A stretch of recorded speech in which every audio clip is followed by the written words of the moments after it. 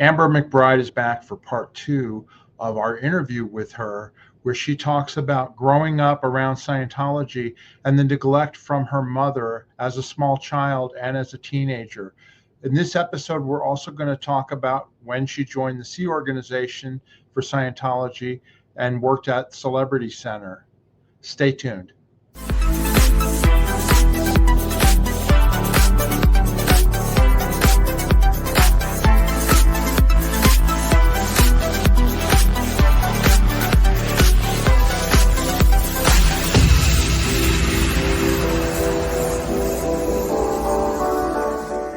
Hello, everybody. Welcome to our channel, Scientology Peeling the Onion. My name is Mark Fisher. I'm here with my co-host, Janice Gillen-Grady. How you doing, Janice? Staying warm? Yeah, I'm trying to stay. I've got a heater down on my feet.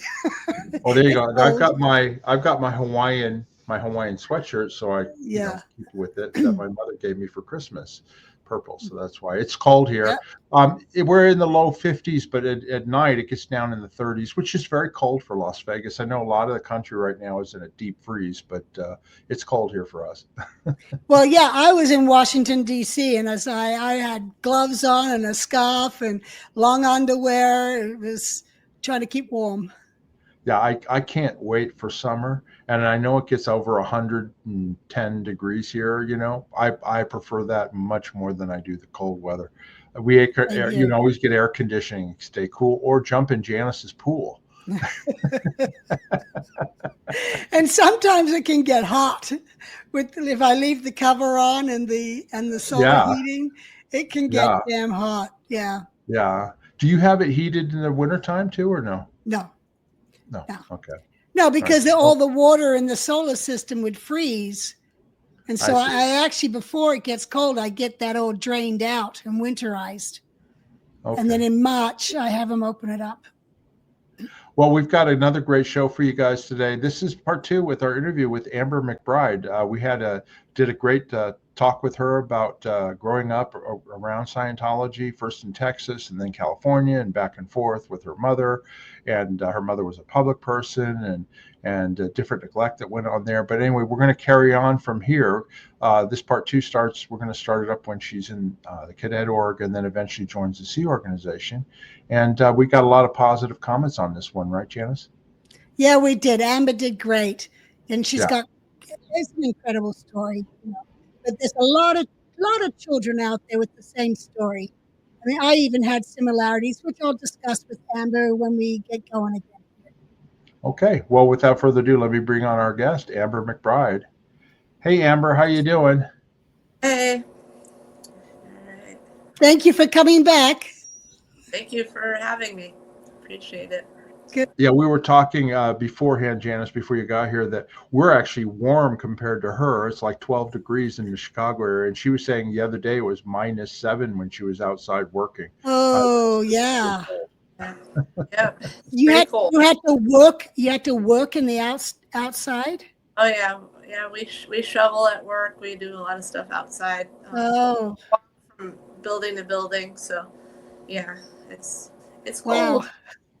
Yeah, I don't think of life going on. You know, I think people stay inside in those snowed-in houses and just keep themselves warm. But I guess life still goes on, and you got to go to work. And yeah, you still got to get up and go. So yeah.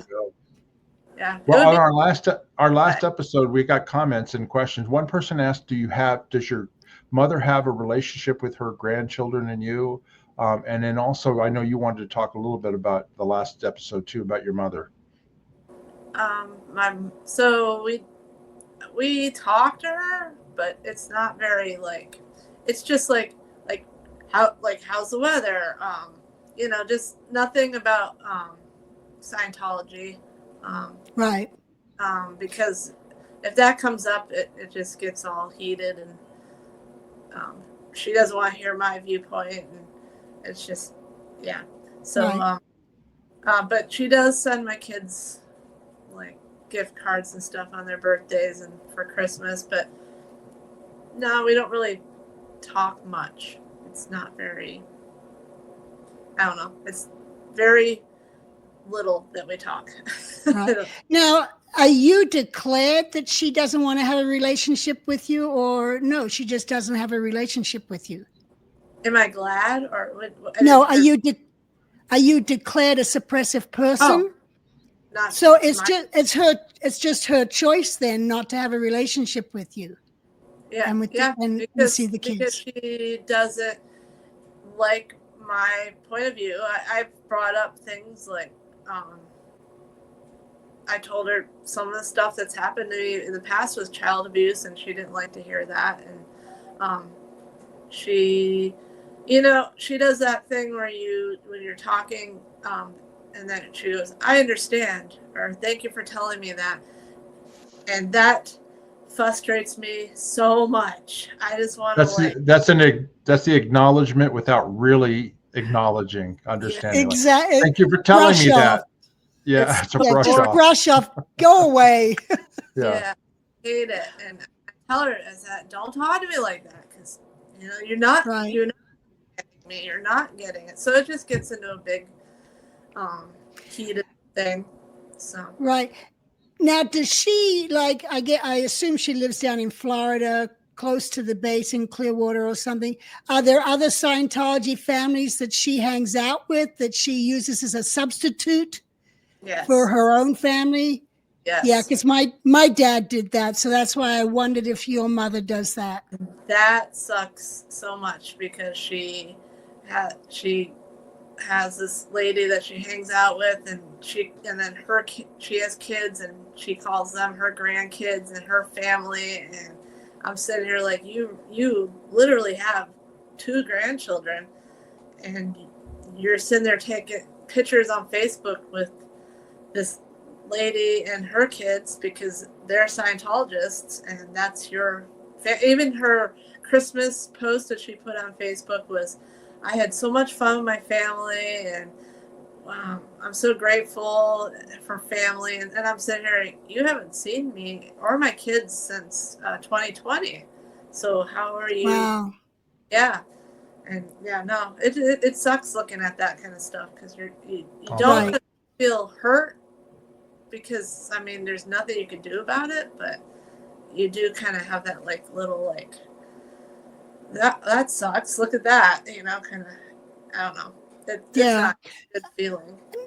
I know exactly what you're talking about, because we went through that with my dad, where this girl, and her daughter suddenly become like his family, and he's supporting them and helping them out. And meanwhile, it's like we're struggling to try and get on our feet in the real world again, having no experience. And these other people have his full support because they're Scientologists. Yeah. But as a real family member, we're kind of ignored, and because we're now declared. And it's like there is no help coming from there. So I know exactly what you're talking about. Yeah. As far as I know, I'm not declared, but I do talk to a lot of SPs. So I have a lot of... well, I'm one of them. Me too. A lot of friends, and I support everyone.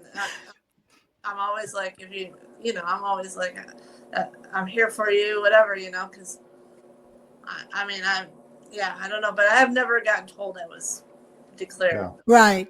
Okay. It could possibly be, though. Well, they don't tell people anymore. They don't put it in writing. They just kind of declare them and tell the Scientologists. Yeah. So we'll see. We will see. Yeah. Well, shall we carry on with your story? Sure. Yeah, let's do that. Okay. Well, where we last left off, I think you were in the cadet. You weren't in the cadet org, but you were working with them, doing different projects like copying central files, writing letters, things like that, right? No, I went back to, so I wasn't in the cadet org because they weren't sending me to school. So I went and helped out renovating at Celebrity Center. Not renovating, but I worked in the kitchen while Celebrity Center was being renovated. And then when they turned into an only Sea Org, they had to go back to the cadet org. And so when I did go back, go ahead. Now let's remind everyone, where was your mother when you were there working at the manor in the kitchen? She was in the Sea Org at the HGB. So Okay. All right. She was the front desk person in the beginning. That's where she started, was working when you walked in. So that would mean that the HGB, whatever organization that was, probably in management, had not given personnel to the cadet org in order to allow you to enter the cadet org and be under their care. Yeah.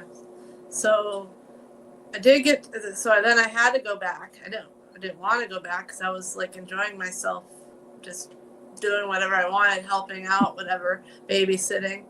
But then I had to go back, and then I started going to school with the cadets, and they're all, not all of them, but there was a lot of them that were very, very much bullies, very, very, very mean, cruel, would say horrible things to you, like, ooh, you stink, stuff like that, just calling you names, just horrible, making you feel horrible. Yeah, so that was not fun being there. At the time we were going to school at a school they were renting because they were trying to fix up the ranch to move all the kids to the Pack Ranch. And so some days we wouldn't even do school. We'd just get in the bus and go to the ranch and renovate. And we'd like knock walls down and pull weeds. And it was a correctional facility for boys. So we would be knocking down old bunk beds. Oh, okay. And in these bunk beds, we'd find like cocaine and heroin and all these little baggies of drugs stuffed into the bunk beds. And yeah, we had no helmets, no safety glasses. We were just swinging with these big sledgehammers and no masks. And we were like, I don't know, I was about 13, almost 14. No, I was 14 because, yeah, I was 14. So yeah, we were knocking down all kinds of stuff and renovating it. We were all supposed to move up there. And sometimes do you know where it was located, Janice? I think wasn't it out by Magic Mountain in the Ventura area? It was, gosh. It was an hour or two drive from LA. Yeah, it was far. So it was kind of in the hills where there was nothing around there. There was like a neighbor maybe a mile down the road. It was all forest, and someone did say if you kept going, there was like a hill, and if you went past that hill and just kept going for days, you'd make it to Mexico. I remember someone telling us that. I don't know if that was true or not, but because I thought it was north of LA, because when I was leaving, I had been on a project trying to get a location for the kids. Well, I was setting up the ranch at Happy Valley, and I had a mission fired to locate a property for the Pack kids, and they just submitted that property when I left, and I was like, I wouldn't want to have a kid and have him so far away from LA. It's just like when in the 70s when they put the kids down at a ranch in Mexico.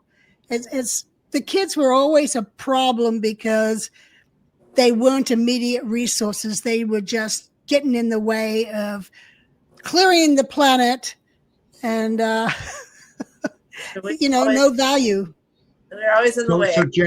So Janice, that ranch is probably the one that she worked at, right? If that one got approved. Yeah, that's what I'm thinking. Because I remember I wasn't that happy with it because it was so far away from the parents. It doesn't make any sense because the parents couldn't go see them. But of course, that's what Miscavige would want. He would want the kids as far away from the parents so that they couldn't possibly see the kids. They wanted them isolated, Yeah.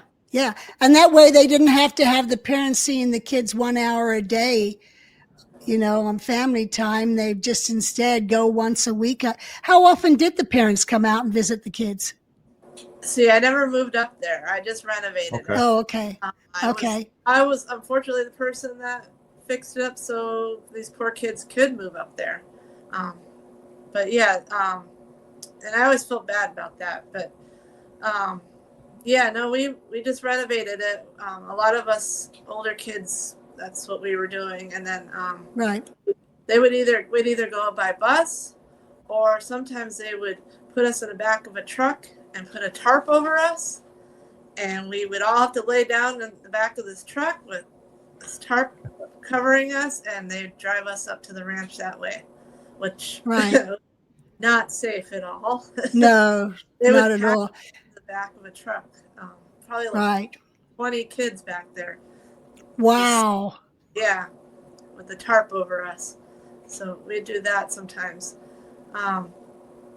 But yeah, so we would do that, and then at night, at night, the older kids would go to the Anthony building and help put the younger kids to bed. And What was the Anthony building? I don't remember that one.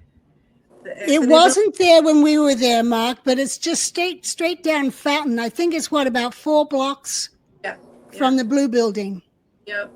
It's just an old block building in the backyard. There used to be a pool, but when we were all there, they had it covered with wood, so we couldn't go there or nothing. But well, just for our viewers, this is the Big Blue area around that you lived in, around that area, right, at that time? Yep, I did.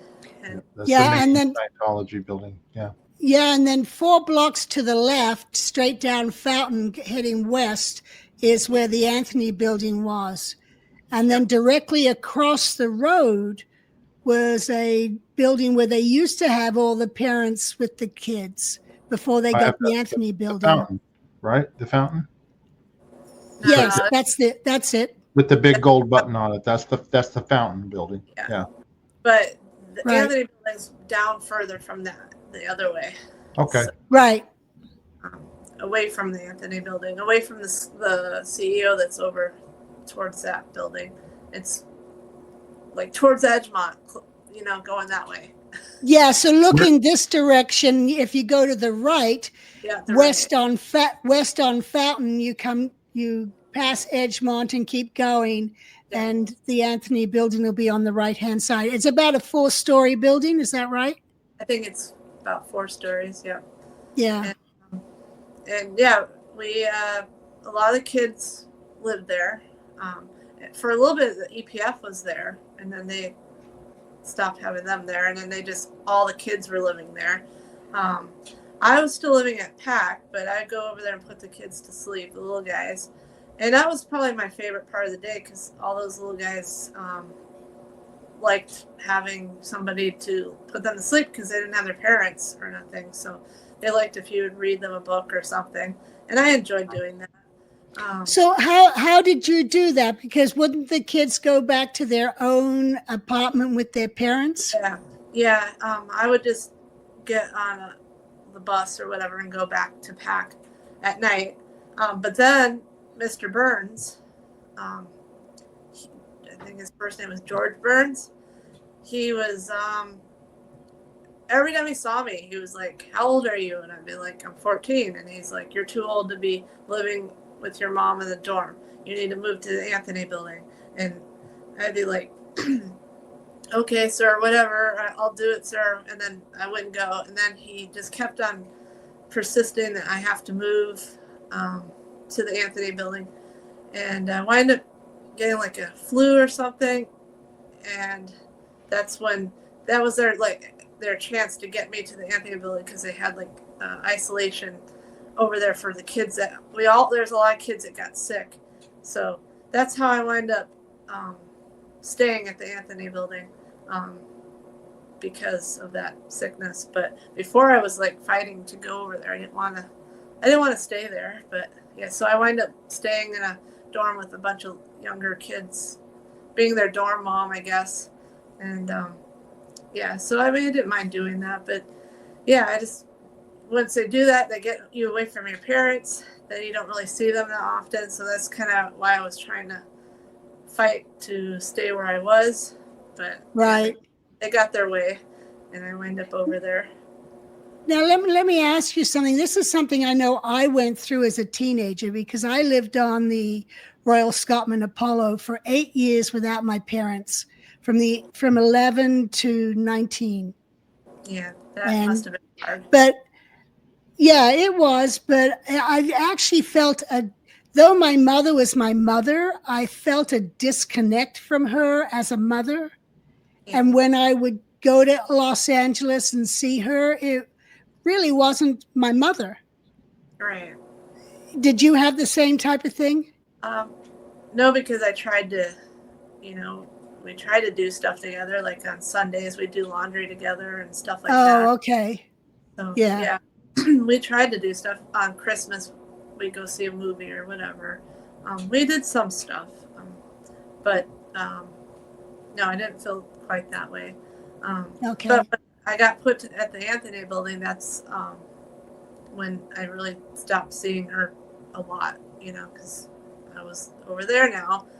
And so we just did that. We worked at the ranch a lot. We did some school, but you wouldn't really call it school. It was mostly like, whatever, read a book or make sure you write some letters and, just maybe do a project, but it wasn't very like structured or anything like that. Right. And then, we'd have our PE time or our recess time in the parking structure across from the blue building. And so I got one time in that building, I wound up slipping in water and hitting my head really hard and passing out. And then I woke up and I was all alone. Everybody was getting ready to go back to the Cadet org. And I remember sitting up screaming for help because I didn't know what happened. And I wind up touching my head, and it was like full of blood. I was just bleeding all over the place. And so I don't know, did you guys ever meet Roy, the security guard at PAC? Roy Rodriguez? Roy Rodriguez. Yeah, no, yeah. I know him. He came running after me, swooping me up in the bodyguard when they're running. He's running with the girl in his arms. That's how I felt. And they threw me into the Cadet org, and I'm sitting in a chair, and all these people looking at me give her some ice. No, take the ice away. I didn't know what was wrong with me. I just know I was bleeding all over the place. And then some strange lady sat in front of me, and I was hurting pretty bad. And she's she had a bunch of gold bars, gold chains, the whole works. And she's like, so what did you do to pull this in?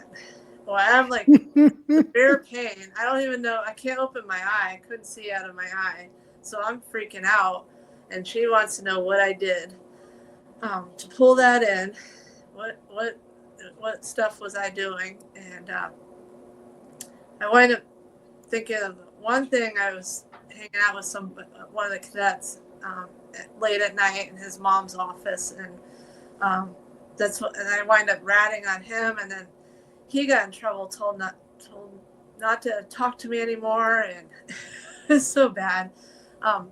Basically, I wind up having a huge black eye, so severe that I couldn't open my eye, and they called my mom, and then she took me to Shaw Health Center, and Megan Shields basically pried my eye open and was screaming at me to look up, and I was telling her I can't open my eyes, so she pried my eye open. It was horrible. Didn't give me any pain medicine, just an ice pack, and every day for 3 months I had to do contact assist in the parking structure with a cadet watching me until it got better. Wow. I'm sorry. It was horrible. Yeah, the Cadet org was not the greatest experience for me. It was not good at all. And then I had Mr. Burns. you're getting too old to be a cadet. You got to get in the Sea Org. So he was always harassing me. What was his job? I know he was at Gold, but I don't. But he would come. You're not talking about.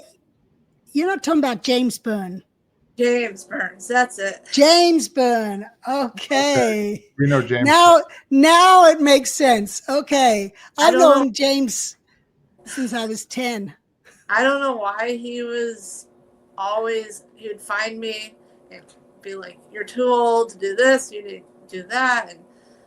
And I don't know, he was like a hound dog or something, because he'd find me every time he was down in Los Angeles, and I would be like, oh no, there he is again. Like, oh, he was just always, until I was almost 15, and I think he told my mom or something that I gotta get in the Sea Org. So she like planned this thing with these 2 recruiters, and they locked me in a room and said, it's time for you to join the Sea Org. And I think they wanted me to go to the HGB where my mom was, but I thought, well, I had so much fun helping out at Celebrity Center. I want to go back there. But yeah, so basically that was my cadet stay. It was renovating, getting hurt, getting bullied, and then getting on the. Oh, okay. I skipped a step. There was the riots happened, the LA riots, and before. Oh, the Rodney King riots. Yeah. Oh wow, that was 91. I forgot about that. So all the cadets we're getting ready to go in the school bus, and we're going to go to our normal day activities, and we're just sitting there for a long time, and so a bunch of execs came on the bus and said, you need to, we're changing plans, we're going to go to the ranch for the day. And so we're like, oh, it's another renovation day. And we got up there, and then they told us that the riots started, and we're going to be staying up there for a little while. And they didn't really explain much, just think some bad stuff's happening and we need to stay there. And then they wind up having all the Sea Org kids, the kids that were actually in the Sea Org, come up there also. And so there was too many of us to stay at the ranch. So they took all the cadets and the CEO kids to a campground, and they threw a big tarp over a tree branch, and all of us kids slept under this. The first night we slept on the ground under this big tarp. Probably the tarp that they would cover us up with the truck or whatever. Right. Yes. Like a big camp out. Yeah. This is the first I've heard of this, of the kids being taken out of LA during those riots. Yeah, even the Sea Org kids, but they got to stay at the ranch, and we went to a campground. And just for people to know, I mean, this is the Rodney King riots in LA, after the LA police officers who beat him were acquitted, and then it was unsafe in Los Angeles for several days. There was rioting in the streets, businesses being burned, people randomly being grabbed and beaten, and so it was very unsafe. So I'm not surprised they actually tried to get you guys someplace away from that area. Yeah. Now, were there beds at the ranch, or it was still under renovation and there was no furniture? Yeah, we were just in the process of getting the beds set up. For some of the dorms had beds, not all of them, but some of them did. Because it was close to, or by then it was close to people moving up there. So there was some stuff ready, but it wasn't a lot. Right. So then we have no clothes, nothing. So a bunch of Sea Org members went back to LA. They asked us for our keys to our dorms. I did not have a key. My mom was at the HGB. They gave her a shotgun, and they made her and a bunch of people like lock arms around the buildings, and all the way around the Knickerbocker all around, like the whole block, like all these SEERD members like stood out there. At least that's what she told me. This is on Hollywood Boulevard, downtown Hollywood. The HGB, the Hollywood Guarantee Building, is right there. So they probably were worried about rioting right there in Hollywood too. So they armed Sea Org members to Yes. stand outside the building to protect it. Yes, and Wow. so so they did that, and so they got into the dorm for me, but they couldn't find much. So I wind up with like a turtleneck and shorts for like, they were up there for like almost 2 weeks. So yeah, I had to wear the same. It was up horrible. in the campground. Yeah, yep. And then they brought like food, and they brought some sleeping bags and some actual tents, so we didn't have to sleep under a tarp. And then, everybody was just having a good time. We didn't know what was going on. There was a TV room, but we weren't allowed to go in there and watch anything, so we really didn't know. Just little pieces from campground members talking about it. That's about it. So by the time we got back, everything was kind of burnt down, kind of like how it looks right now, but it's a lot worse now. But it was it kind of reminded me of that a little bit. That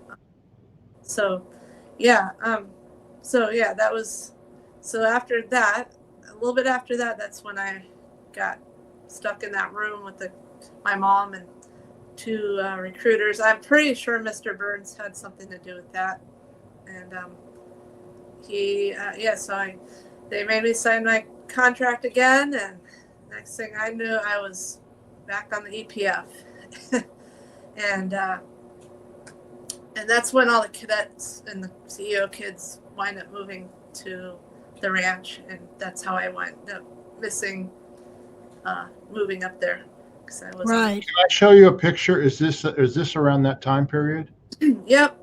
That's a few of the cadets and me. I'm in the back with the ponytail. In the Is blue, that right? at the manor when it had the tennis courts at Celebrity Center? No. That's at the school that we were renting before we moved to the ranch. And that school got vandalized during the riots. Someone flooded the classrooms and broke keys in the locks. And that's why we were sitting in the bus for so long, because that school was all damaged. So that's why we didn't know what was going on. But yeah. They should have put some teachers outside with some shotguns. They should have. Yeah. Can you name? Do you mind naming who these people are in the photo? So the girl in front of me. In the white. Are you talking about in the white, right? The white. Yeah. That's Elise Levin. She was at Celebrity Center. I don't know if she's still there. Do you know who her parents are? Levin? Is that Jeff remember. Levin's daughter, or? It might be. Did they have 2 daughters? Because she has a sister also. No, I think Jeff had a boy and a girl. Okay. Yeah, I don't remember her parents' names. The little girl with the headband, that was Julie Frazier.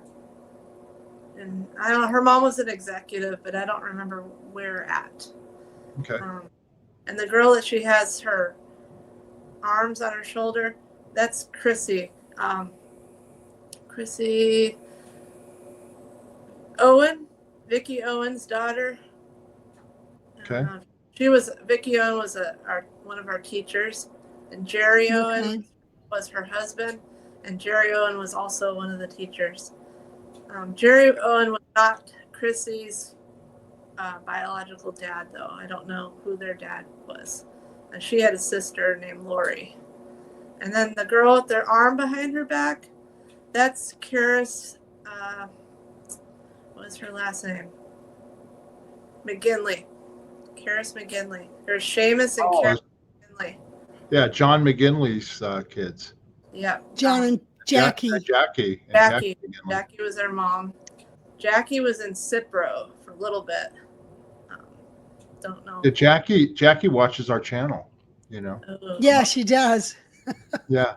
Now I have a question. So are you girls all around about the same age here in this picture? I'm actually older than I was one of the older ones. I'm pretty much older than all of them. Elise might be a little bit closer to my age, but everyone else I was pretty much. That's why Mr. Burns. Okay. I just wanted to ask you, so were you all in the same situation that you were talking about that you were in as far as school and not getting an education and that type of thing? Were they all in the same boat as you? Well, everybody except for the girl holding Chrissy's shoulders they all grew up together. Me and the girl in the back, Julie Frazier got in later on, so she was another one that didn't grow up with them. But those three in the front, they grew up together, so they might have had more schooling. I don't know exactly.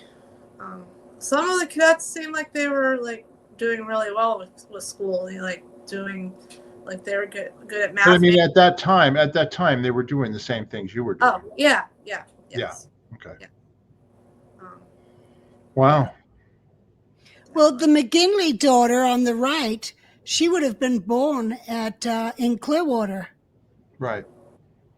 And she's younger than me. I've been trying to. I have Karis and Seamus. I have like apologies, and Jackie. I have apologies to tell them, but that's all right. I'm glad they're doing well. Yeah. Okay. They were good to me. They were a good family to me. So that's all I'm going to say about that. Okay. But yeah. All right. Did you know John McGinley? He was actually in my wedding. He was one of my groomsmen when I got married. I never met their dad. I just knew Jackie and Karen and Seamus. So, yeah. Anyway, yeah. So you joined. You finally signed your Sea Org contract and joined. You were doing the EPF. That's where we were at. So then what happened? Yeah. So I get on the EPF, and it's still really hard for me on the EPF. But I did get to the ethics course, so that was at least got done with BSM. I made it to the ethics course. Let's see, it was taking me a while, and then Celebrity Center decided they wanted to have their own EPF at their building. So I got taken out of the PAC EPF and put into the Celebrity Center EPF. And I got done really fast when I got to Celebrity Center. I don't remember if they just took some of the courses away. I don't remember what happened, but I flew through that and I was done. And at first I started, they were telling me I was going to be a word clearer, and I was kind of excited about that because it was something different. And so I started working with, what was her name? She was the course supervisor. Not Summer. Sunny. Sunny, okay. Sunny tells stories on Tony Ortega's site. Okay, yeah. Sunny was. I was under her. Okay. Now, was Val Garcia the commanding officer of Celebrity Center at that time? Yeah, Val. He would. I don't remember what his post was, but I remember Val. I remember Val because he always had suspenders on, and he was pants up. And then his son, Jesse Garcia. I was good friends with Jesse. But yeah, I don't remember what Val's post was. So you were working here this is Celebrity Center at the Manor. You were working there, is that right? Yeah. So Sonny was my boss, and then Justin Farmer was also. Okay. Justin Farmer, when he left the Sea Org, he ended up running my dad's business and buying it from him. Yeah, I heard about that. Yeah. Yeah. Yeah. Justin, and he had a twin sister named Julia Farmer. There's a lot of kids in the Farmer family. So yeah, I was just starting to learn how to be a word clearer, and then a mission came there and started switching people's posts, and they said, hey, since you back in the day worked in the kitchen, we'd like to put you back there. And I was like really disappointed because I didn't want to go back to the kitchen. And so I got put back there, and my job was to work in the dining room for the staff members, serve their dinner, breakfast, lunch, and dinner every day.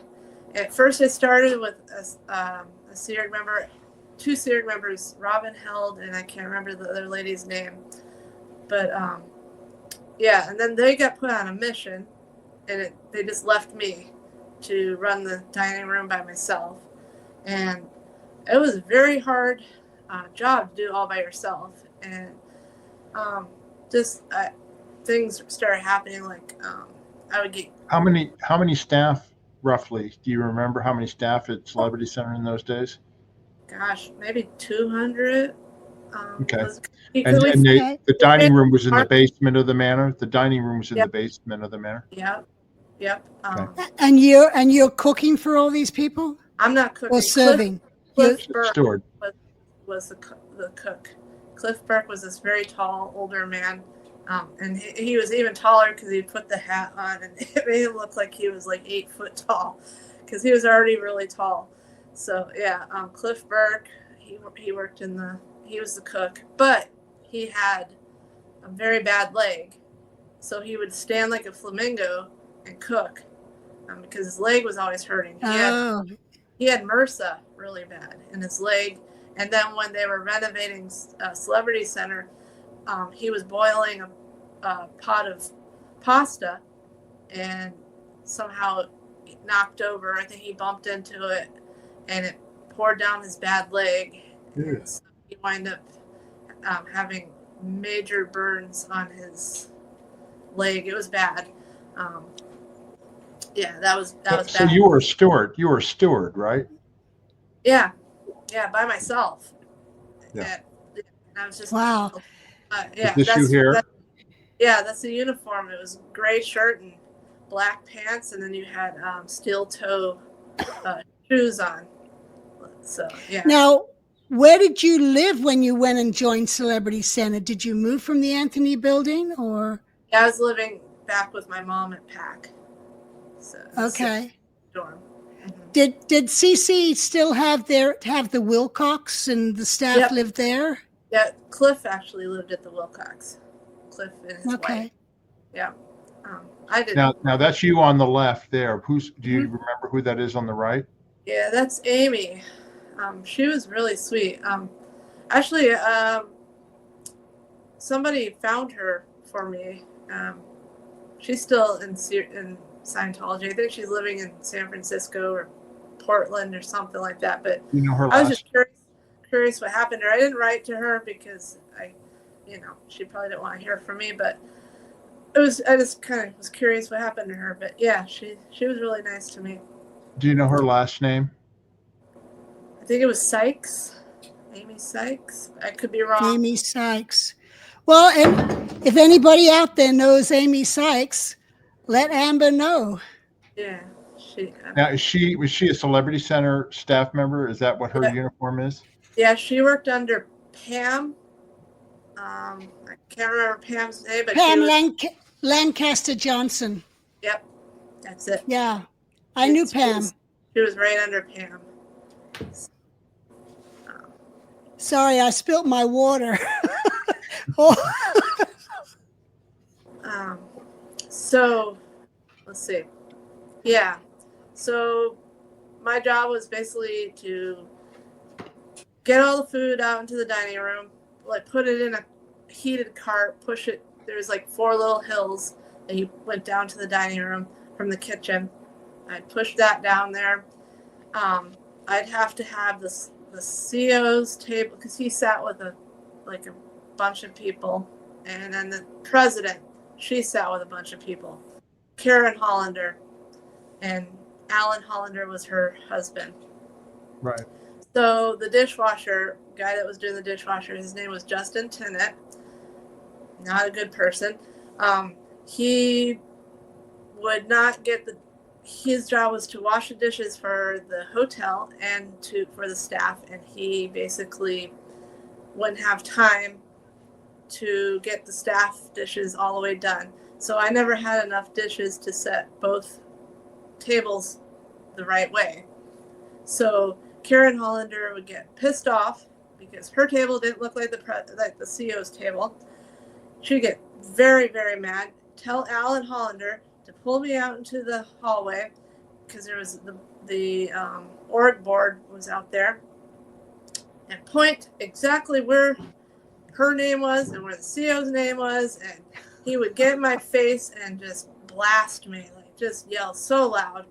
And I mean, he was 30 something years old and I was just barely 15, and he would scream at me. And the messed up part was she would have him do it. She wouldn't come to say anything to me. Yeah. Her husband do that.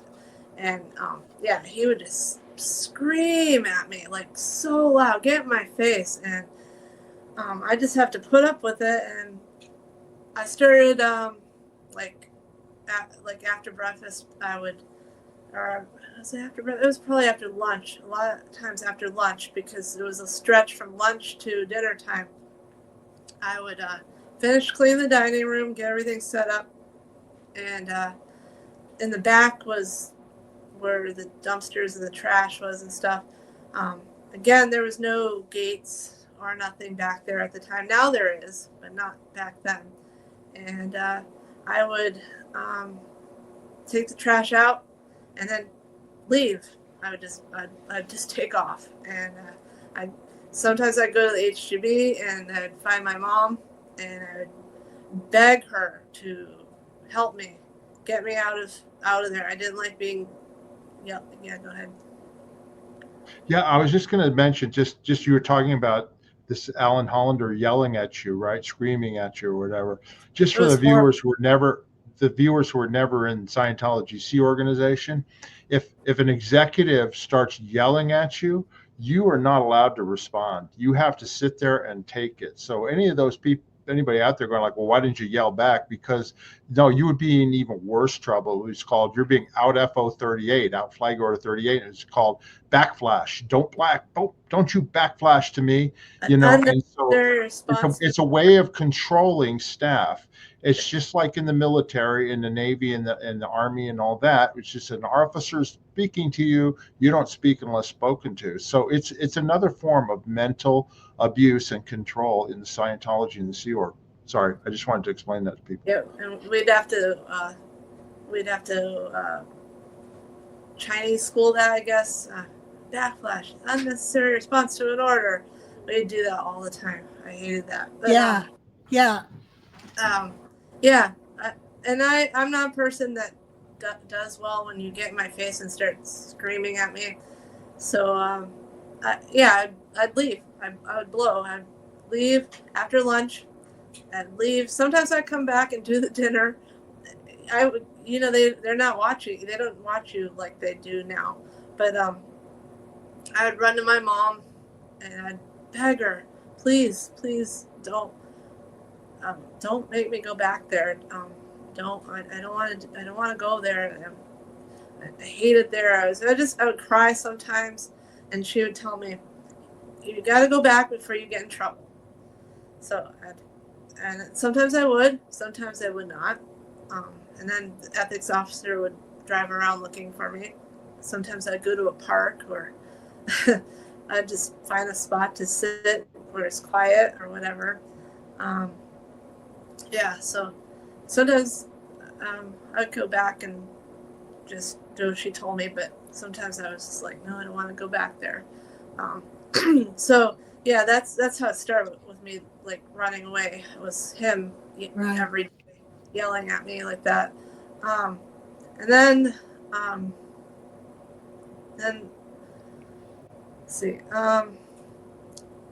let's see.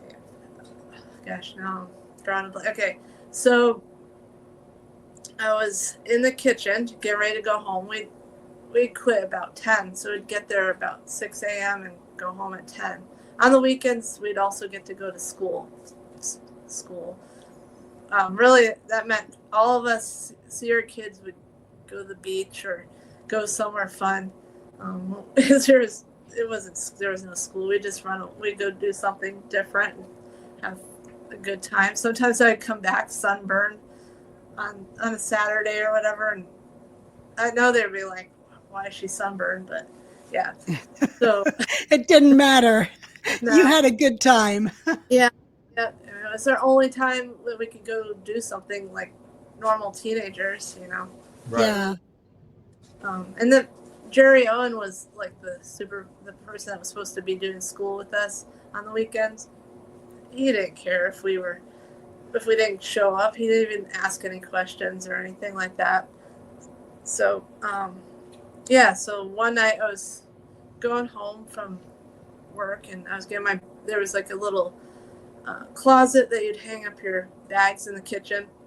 And I was getting my bags and the guy that was doing the dishes, Justin, he comes in there. And I don't know, I've heard in other channels people talking about how your uniforms would get worn out and you'd have holes in them and stuff like that. Well, my uniforms had holes in it too, around the thigh area. And so he came in to the little room I was getting my bag, and he like grabs me, puts his hand in the hole around my thighs, and then he put his other hand down my shirt. And I said, "What are you doing?" And he said, "Shush, be quiet, just hold still." And he was 18 at the time, and I was 15. And I said, "What are you doing?" And he said, "Just hold still." So then I punched him really hard in the stomach, and he let go of me. And he's like, "Why'd you do that?" And then I said, I just said, "I'm going home." And then the next day I told the ethics officer that what he did. Mm-hmm. And he came in, him and someone else with him came into the kitchen and said, "Justin, did you do that?" And he said, "Yeah." And they said, "Put out your hand." And he put his hand out, and they slapped him on the hand and said, "Don't do it again." And that was it. That was it?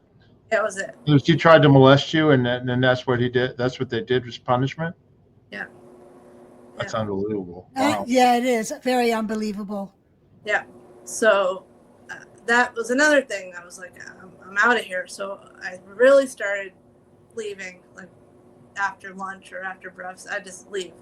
And one day there's two COs. There's one for the Manor Hotel and one for Celebrity Center. The Manor Hotel CO was she pulled me into, I don't even remember her name. She pulled me into her office and with some other people in there, and she said, "Who wants to leave the Sea Org? Raise your hand." And I said, I want to leave. And then the next thing I know, they have me like doing projects, not my job, just other projects like picking up trash, doing stuff like that, painting, going through. I remember working in the maintenance area, sorting out screws, stuff like that, just odd jobs. And I did that for a little bit, and then the next thing you know, I was kicked out. I didn't do any routing out, any auditing, no, nothing. They just kicked me out. And by this time, I was 16 and almost 17, and I didn't have nowhere to go. I just said, "Okay, I'm out." And I knew another guy that was in the Sea Org. He was an AO. His mom and him were also out of the Sea Org. They just got out of the Sea Org, and they were living across the street from Asho. And they let me stay with them for a little bit. My mom stayed in the Sea Org, and I wound up just kind of wandering around to different people's houses. A lot of the I met a lot of LGBTQ community people, and a lot of those people let me stay in their houses and couches and stuff like that. I was kind of going around whoever would have me. I did get to stay, when I was staying with the one guy, I stayed with him and his family for a little bit, kind of tried to stay close to my mom across the street. And then there was a guy that worked with my mom at ASHO. He he was the, the examiner? He was an examiner at ASHO a long time ago, like in the 80s. His name was Ralph Grimes. He came into, he was also a professor before he joined the Sea Org. So I'm guessing he got like a pension or something.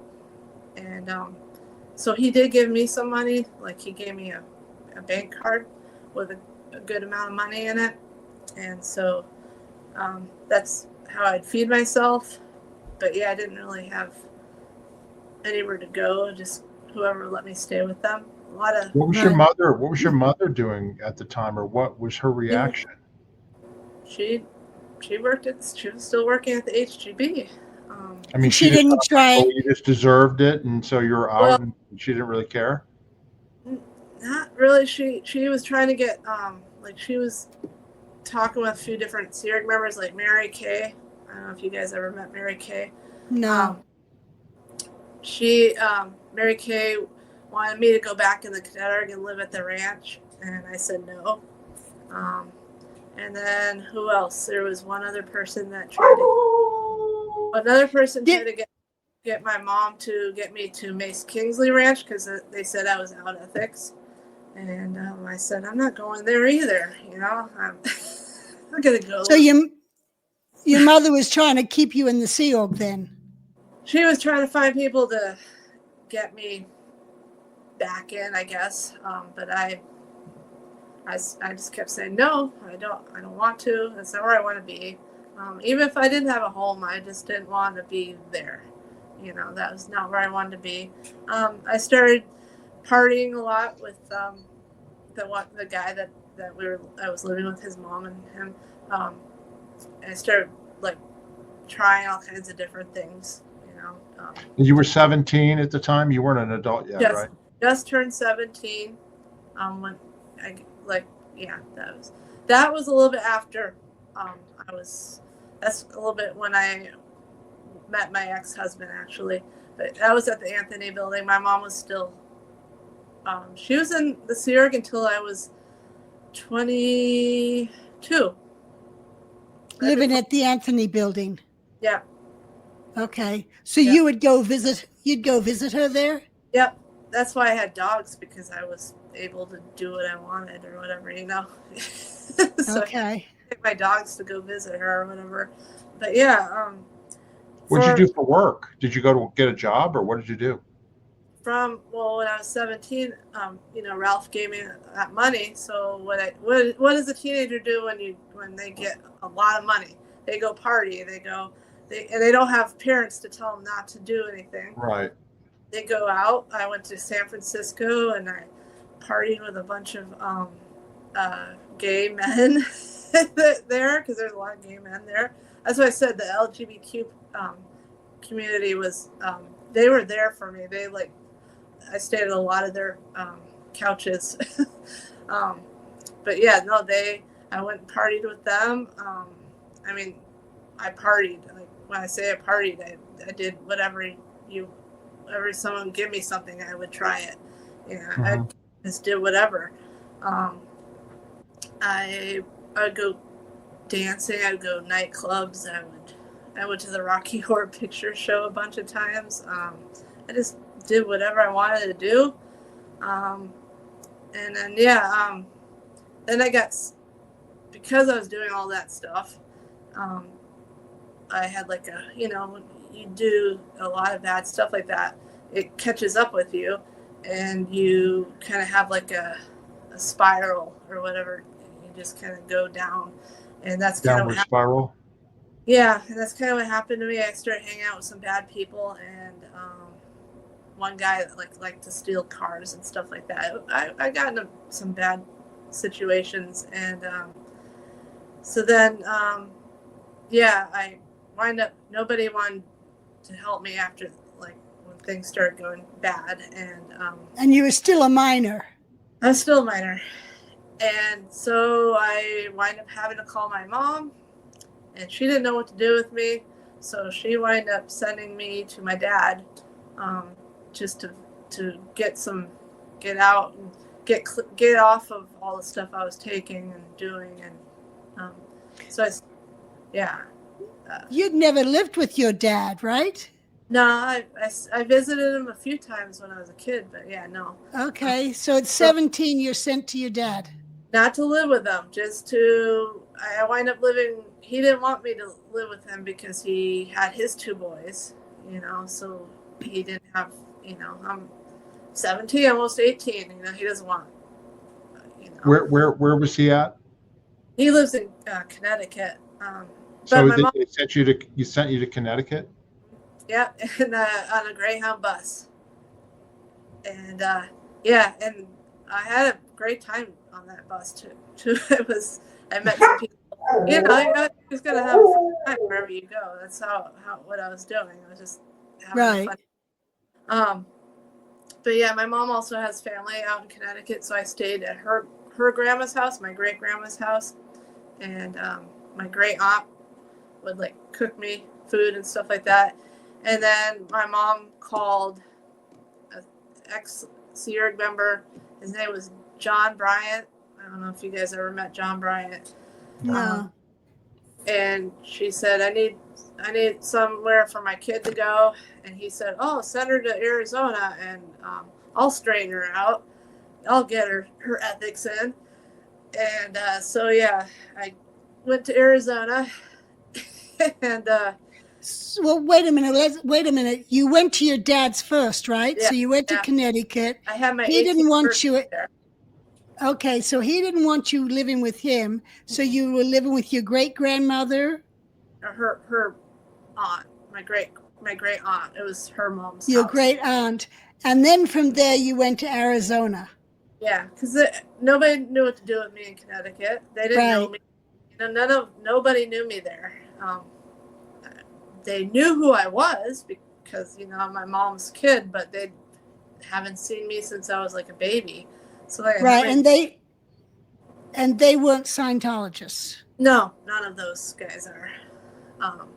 And then my mom got a hold of John Bryant, and John Bryant's like, send her to me. I'll get her all ethics straightened out, and we'll get her in a good space, and we'll get her a job and all this stuff. And he did. He got me a job as a nanny kind of thing, and but that didn't work out because she was a Scientologist, but she didn't want certain things done, and I was just, it wasn't working out there, and so I was like, I'm gonna go back to LA and figure it out, and then I basically hitchhiked back to LA from Arizona. And then John Bryant, he wouldn't give me my stuff, so he had all my clothes and stuff, so I had to work that out. I was a mess. Yeah, I was just going wherever, whoever would. Yeah. So, go on. When did it start to turn around? By the time I was 18, I met my ex-husband and his dad, and they let me stay with them, and that's kind of where things started changing. And that's when you got back to LA. Yeah. But I did have to make a trip back to Arizona to get all my stuff that John Bryant, who was not a nice person, he kept all my stuff. He was like, "You're not getting it back because you never got your ethics in." So now your ex-husband, was he involved with Scientology in any way, or was he just somebody? Yes. His Scientology story starts in Chicago, the Chicago org, and so he was a Scientologist, like a public Scientologist when you met him. Yeah. Had he been a Sea Org member? No, never. He was never a Sea Org member. His dad was staff. His dad was also at Cipro, at Flag though. He worked at Cipro at Flag for a little bit. What did CIPRO stand for again? That was all the renovation stuff, right? Yeah, I don't remember what it stands for, but I do remember Cipro, and I remember they don't have that now. They got All I rid of know, Janice, is that PRO is probably PAC Renovation Organization. So Yeah. whatever Yeah. CI is, I don't know. Yeah, it was. Scientology and their abbreviations, anyway. They did a lot of renovations for Flag. They did a lot of renovations at PAC. Yeah. Yeah, I'm sure they're in different orgs, different places. So you meet your future husband, and then you did at that point you got married at some point and then got a job, or how did Yeah. that finally turn out, and how did you turn around? Well, I met my ex in LA. I met him at a party, actually. Okay. But yeah, his dad wound up letting me stay with him, and so I started living with him and his dad. I didn't. Let's see. I didn't have a job, but my ex had a job for a little bit. We were young. We're just, we have a party there, or whenever there was a party, we'd go to the party. By the time I was, let's see.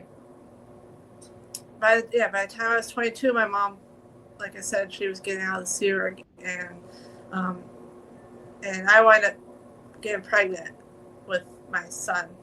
So say that would have been 20. I don't know why I'm saying 20, or it was 2000, year 2000. There you go. Okay. So she was getting out of the Sea Org, and I was pregnant, and my ex was working for a lady that was an auditor that audited people at home at her house. So he would do like her filing and whatever she needed, he would do that. And I didn't really have a job for a while. I just kind of, But you were married at this point, right? No, we didn't get married until my son was 2 or 3. Okay, but you were together with your future husband at the time, right? Yeah. Okay. Yeah. And you were living together, and was he working and taking care of you and that type of thing? We lived, like I said, we lived with his dad. But yeah, he did have some, he'd help out. Like I said, he was working for that lady, and Okay. I'm just trying to get to a point where we can, we're just past an hour, so I was just trying to figure out, okay, what's a good point to just sort of end this part of the story, and we'll have you back and we'll continue from there. Well, basically, I'm kind of at the end. Basically, my mom got out of the Sea Org. I got with that guy. I had my son. My mom wound up moving to Arizona to be with John Bryant, who was the guy. And we wind up going to Chicago. And Why that's how you got there. Yeah. Why did she leave the Sea Org, your mother? I think it had a lot to do with me, because I was in so much trouble here and there, and I think I think it was causing her to be, what would it be, out ethics. Was she happy to be out, or was she upset? I think she wanted to stay, but I think I was such a problem, or they said, I'm sure they told her I was a problem, and that's why she had to get out. Did she blame you for that, or did she blame you for that? She never said anything about it. Okay. I don't really know the whole story. I do know she was in charge of taking care of Eunice Ford. Do you know Eunice? Okay. Yeah, I knew Eunice. Yeah. We took care of Eunice because she wound up having Alzheimer's, and that was kind of my mom's punishment or whatever, to take care of her until she got routed out of the Sea Org. Well, Eunice must have been well into her 90s at that point. Yeah, she was. Eunice had been the Hubbard executive secretary of Los Angeles back in the 50s. Yeah, and me and my would help with Eunice once in a while, and for some food, because we had no food. My mom would sneak food from the PAC base and give us food because we didn't have no food, and so Yeah. So that was after your mom left, you guys were caring for Eunice? No, that was my mom's kind of like ethics. I don't know. She was an ethics particle or whatever you want to call her. So her ethics punishment, or she was taking care of Eunice, and she was living at the building with Eunice, and me and my ex would help a little bit with her. That's why I had the picture at me at the Anthony building. That's when I was come visit her and help her with Eunice and stuff like that. Oh, okay. Yeah. Now that was you were out of Scientology at that point, right? In other words, you didn't go back into Scientology from the time they kicked you out. Yep, but your mother was left in whatever 2000, and then she's continued right up to this day. She's still a Scientologist, right? Yep. Yeah, but let me ask you something. When she got kicked out of the Sea Org because of you, I'm pretty sure it had something to do with me. But she didn't do anything to help you or reconnect with you. She just went off to Arizona and shacked up with this other guy. Yeah, he must have offered her something. I don't know. Hey, come. I don't know exactly what happened, but I was pregnant. Right. She went to Arizona. So, yeah. Right. Okay. Did you have a relationship with your mother when you had your first child and all that? Like, did she come see her grandchild or anything like that? She did come see my son a few times. She would come visit, and then she was here when my daughter was born. But I mean, again, it was always just, like that. What they would call it is good roads, good weather. That's kind of what it's like. Right. So your mother's continued, I guess, as a public Scientologist. Has she ever talked about, regret over, neglecting you as a child or anything like that? Or was it all just like, oh, I'm a Scientologist and that's just the way it was? She did write me one time because when I was telling her it was child abuse and stuff. And then she kind of turned it around on me and said, I helped you pay this and that. I helped you pay your gas. And she did help me pay my gas one time, or not one time, but like my heat bill when we were struggling. She did help pay our heat bill one winter because it gets cold here, and that's when she was living in Arizona when she did that. And I was like, okay, well, yeah, you helped me with that, and I appreciate it. That's what parents are supposed to do, and I appreciate that you did that. But she just basically turned the guilt on me, like. Yeah, that's the Scientology thing to do. You're never responsible for somebody else. It's always their fault, Right. So as a parent, she's still not taking responsibility for how she raised you. Right. Even prior to the Sea Org and then during the Sea Org days. Yeah. Yeah. And then Scientology, just the viewpoint, I'm sure, is, oh, well, she's just an out ethics person and she hasn't gotten her ethics in or this or that. And therefore, it's all your responsibility, not your mother's. You know what I mean? It's a bunch of crap. It's just, anyway, that's just the way Scientology thinks, Yeah.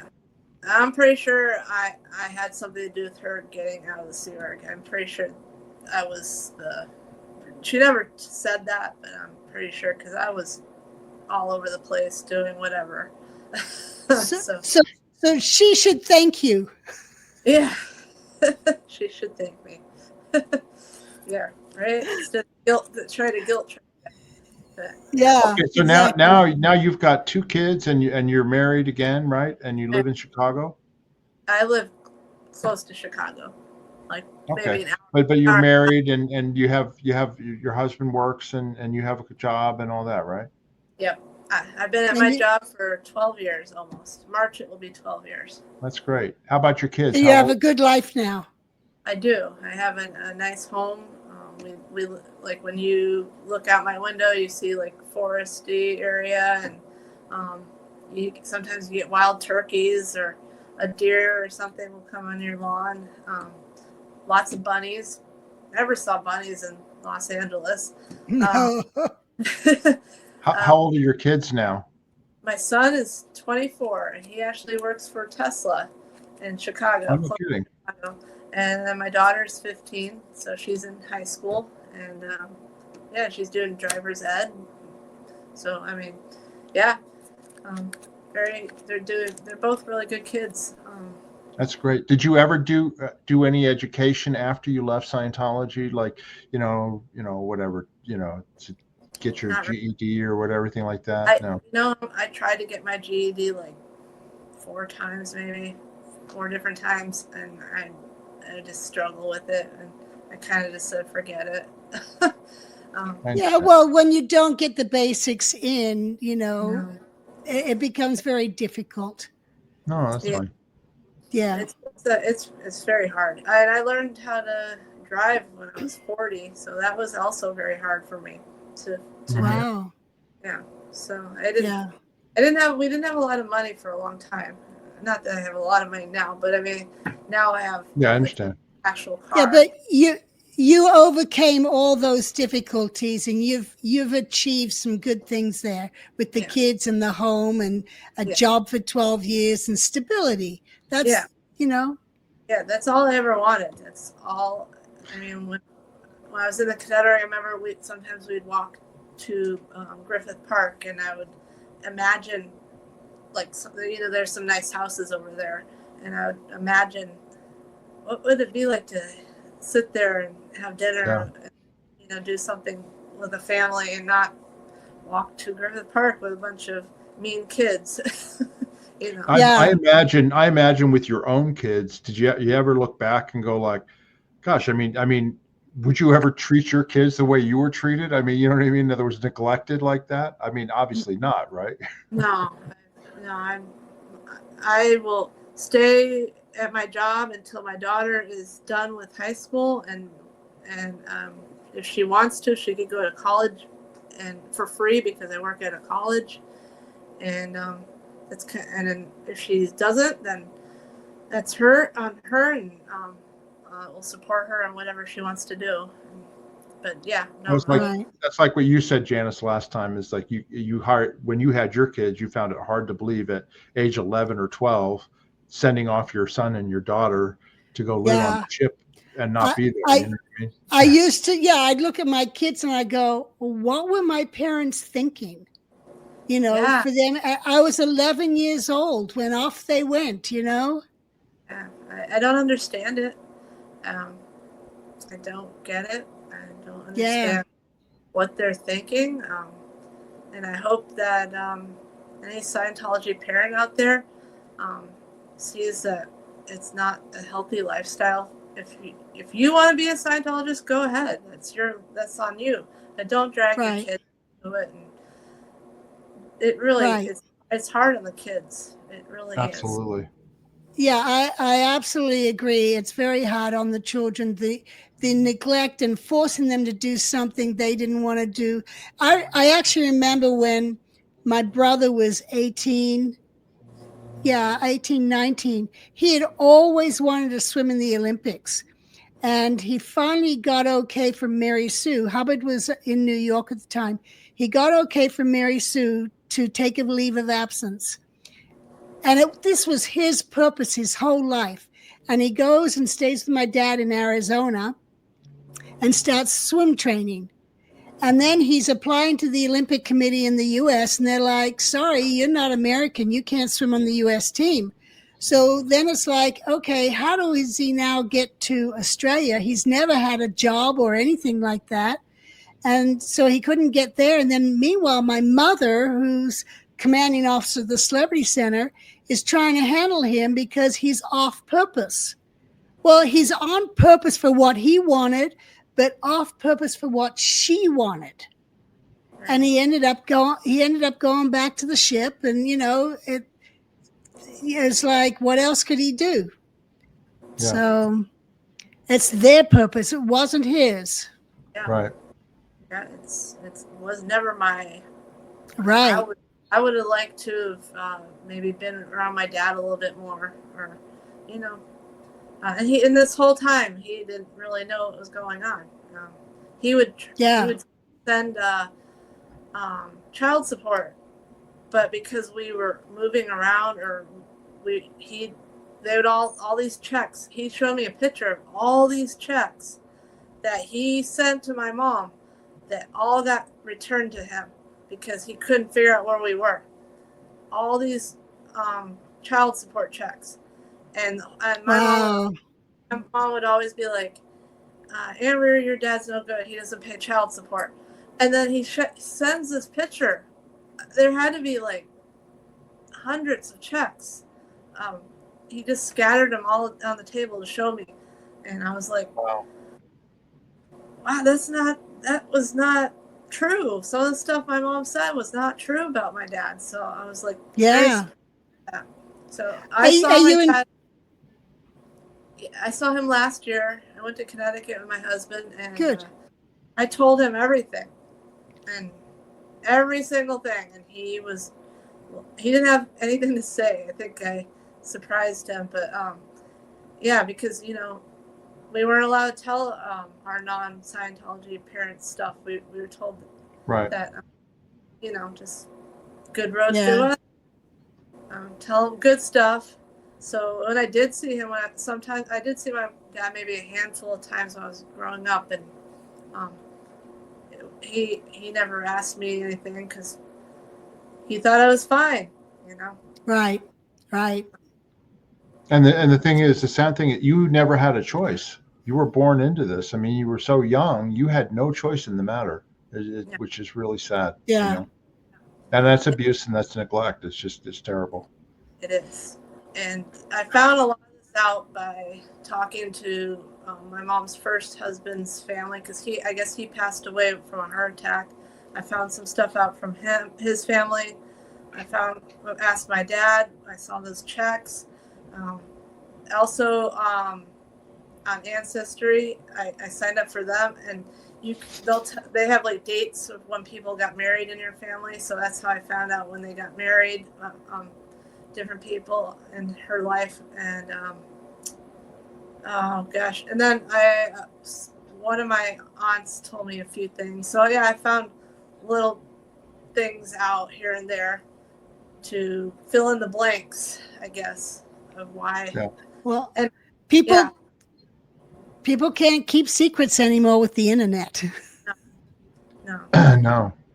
And that whole time that Jeff was missing, I guess they did get a divorce at some point, and they did like make up or whatever. They talked or whatever, but yeah, that whole situation with Jeff, I thought that he was like disappeared and she was married to him for a long time, but I guess some point she did get a divorce from him.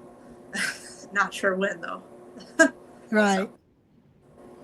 All right. Well, this is we're going to end off here. We appreciate you coming on and telling your story. That's for sure.